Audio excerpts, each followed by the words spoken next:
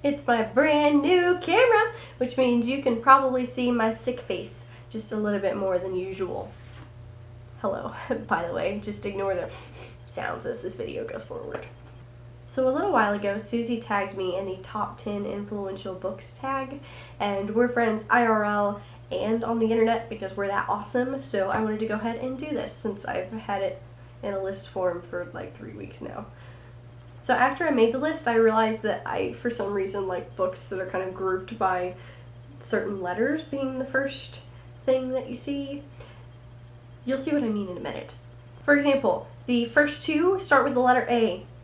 Anna and the French Kiss, which made me really excited to be the kind of person who writes contemporary romance young adult as opposed to just contemporary young adult. I felt like I was trying to fit into a category that wasn't really working for me. An Abundance of Katherines, and if you watch my response to John Green's perspective video, then you probably are not surprised by that at all. G is Girl with the White Flag, and it just opened up my eyes in about the 6th grade. And I wish I had more to say about it than that, but it's really good. You should read it. 4 is Interpreter of Maladies, which is by Jhumpa Lahiri, and made me feel like an English major for the first time when I was in college. So, the next 3, I'll start with the letter P, and they are some of my favorite books, so I know I've talked about them a lot.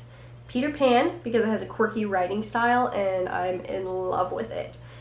And plus, it made me really excited about children's literature, in the way that it can access adults as well. Pride and Prejudice, because I am a huge Mr. Darcy fan. It's a classic argument between Samantha and I, but I am definitely a Darcy fan all the way.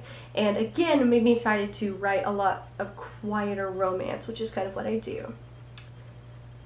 Perks of Being a Wallflower, which was the book that made me want to dedicate my writing specifically to young adults. So, go Perks.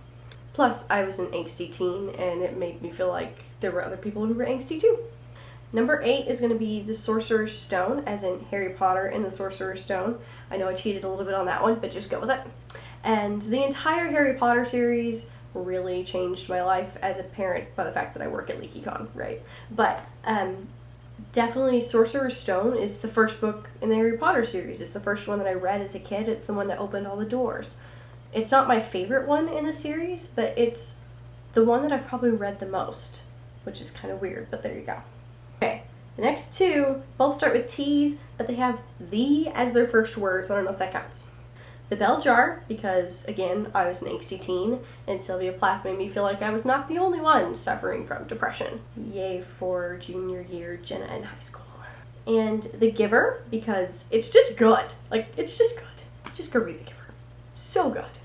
Now, originally I had The Taming of the Shrew on my list as well by William Shakespeare, so I want to go ahead and throw that out there. But since it's a play, I didn't know if it really fit on the list of books that I was kind of trying to go for, as in I was trying to specifically do fiction.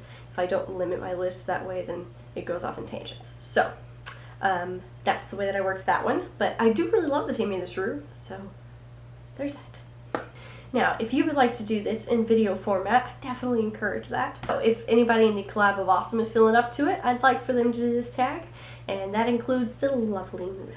Other than that, I've got some more videos planned for you coming up in the next week and a half or so, and I swear not all of them are tags, and one of them is the long-awaited book review of that Robin Wasserman book that I was reading.